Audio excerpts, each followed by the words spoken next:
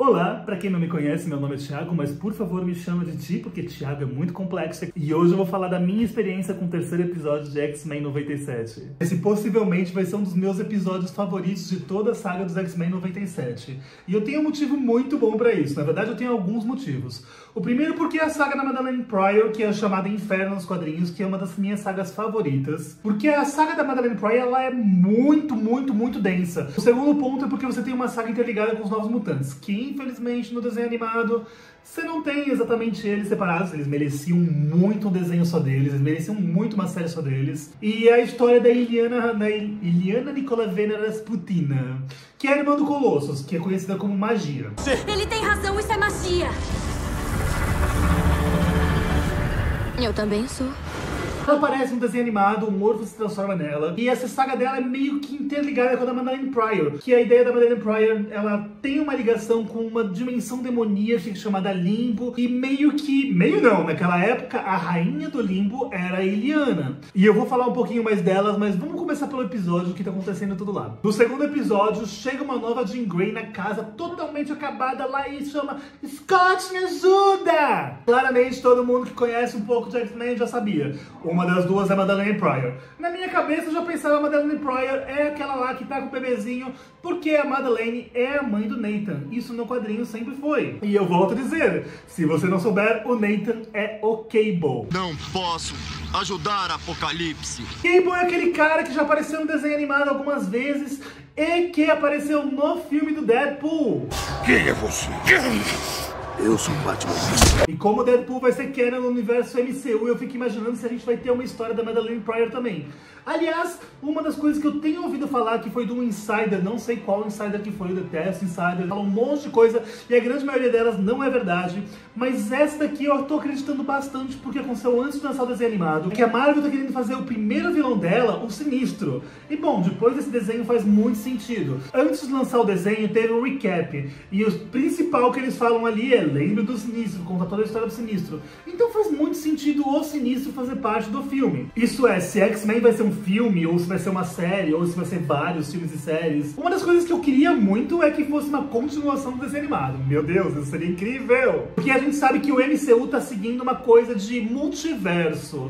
E tudo isso é pra fazer se encaixar o X-Men, porque não tem muito bem como eles fazerem do nada apareceram mutantes e como é que, tipo, nunca souberam que existia. O meu sonho é, esse desenho vai acabar, vai se juntar com os filmes, e aí a gente vai ter os personagens do desenho animado de 97 vindo para as telas. Mano, isso seria a coisa mais perfeita do mundo. Beleza, vamos voltar para duas Jean Greys. Deixa eu dar uma ideiazinha básica de quem é Madelyne Pryor no quadrinho. Ciclope namorou com a Jean Grey por muito tempo, teve a saga da Fênix, acho que todo mundo conhece a saga da Fênix. Ela fica meio do mal e aí ela se sacrifica pela humanidade na Lua. E é um período muito péssimo para o Ciclope, porque o Ciclope, ele gosta de verdade da Jean Grey. E até essa época eu meio que gostava dele como casal com ela. Mas tudo que aconteceu com a Madelyne Pryor me fez parar de gostar do Ciclope muito rápido.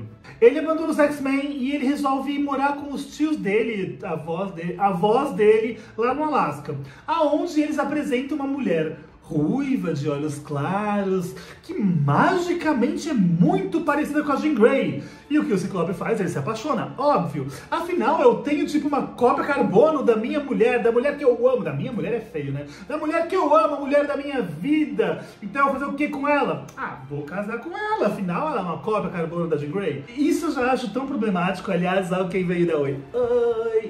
Tem duas da do Oi. Oi. Tô gravando. Deixa eu dar licença duas. Bom, eles casam, um relacionamento não é ruim, é um relacionamento normal, ele tá tipo, pós-luto.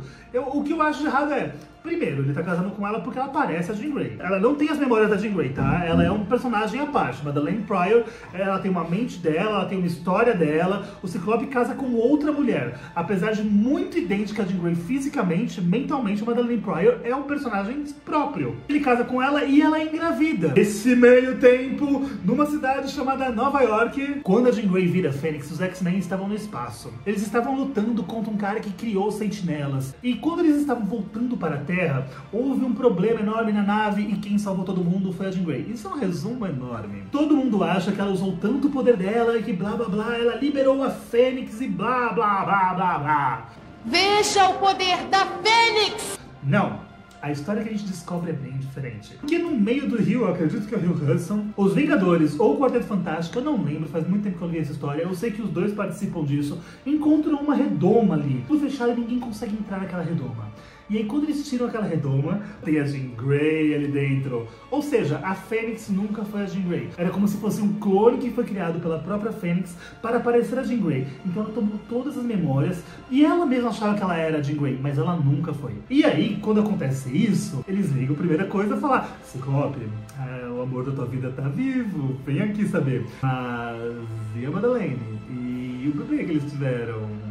E tudo isso. Bom, eles reúnem os primeiros X-Men, que um dia eu vou fazer vídeo sobre isso, os primeiros X-Men, que são o Fera, o Homem de Gelo, o Anjo, a Jean Grey e o Ciclope. Nesse meio tempo, a Madeleine tá lá sozinha com o bebê, e ela vê que a Jean Grey tá lá e o Ciclope tá com ela fala assim: esse filho da mãe me largou! Fica tudo muito mais complicado, porque na verdade ele não largou necessariamente ela, ele tenta voltar. Mas a casa foi atacada, e aí a Madeleine fugiu com os X-Men, os X-Men são dados como mortos, então ele acha que a Madeleine morreu. É tudo um grande problema de desencontros que acontece ali. Enquanto tudo isso está rolando nos quadrinhos do X-Men e do X-Factor, está rolando uma saga à parte no mundo dos Novos Mutantes, que é a história da Illyana Nicolavena Rasputin. Eu adoro esse nome. E a história da magia interligada com uma dimensão chamada Limbo, que é uma dimensão demoníaca. Eu vou tentar resumir muito, porque a história é super longa.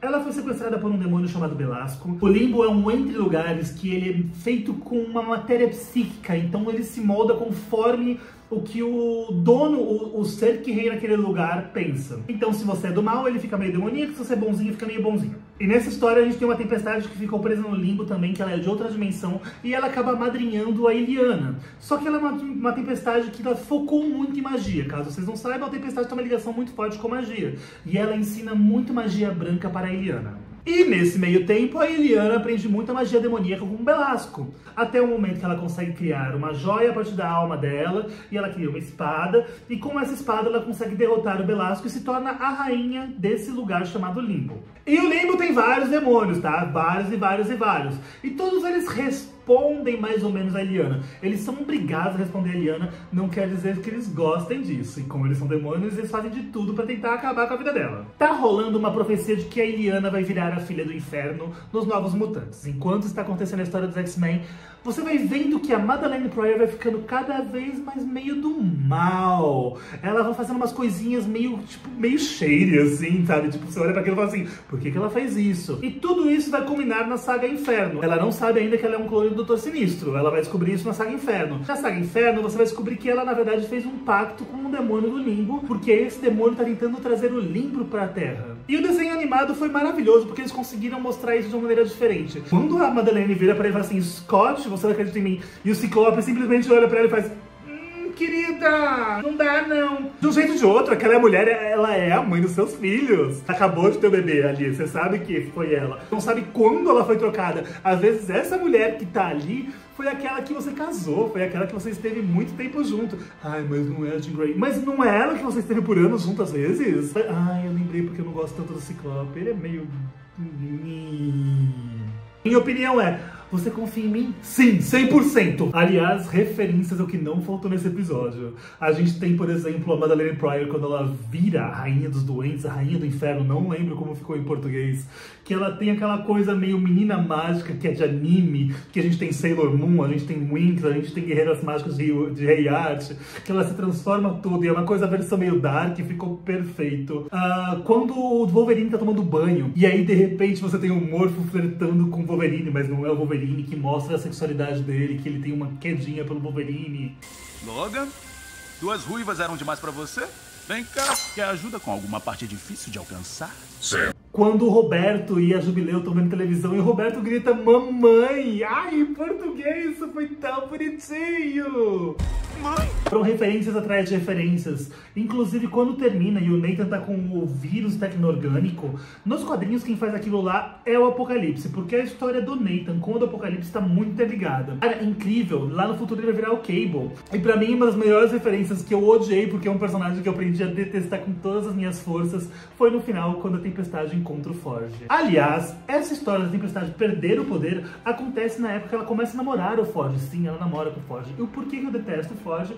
Porque o Forge faz a nossa Tempestade maravilhosa chorar numa das cenas mais tristes dos quadrinhos. Não esquece de se inscrever no canal. O canal ainda é meio novo e eu tô começando a fazer vídeos longos agora. Se estiver curtindo o vídeo, lembra de ligar as notificações, porque o YouTube não é de avisar todo mundo. E se conhece alguém que gosta de X-Men, compartilha esse vídeo com a pessoa, assim a gente consegue crescer mais esse canal e consegue criar uma comunidade completamente nossa. E é claro que eu gostaria de saber muita opinião de vocês sobre esse terceiro episódio. O que vocês acharam da história da Madeleine? O que vocês acham que vai acontecer no quarto? Não esquece de comentar aqui embaixo, tá bom? Tchau, tchau.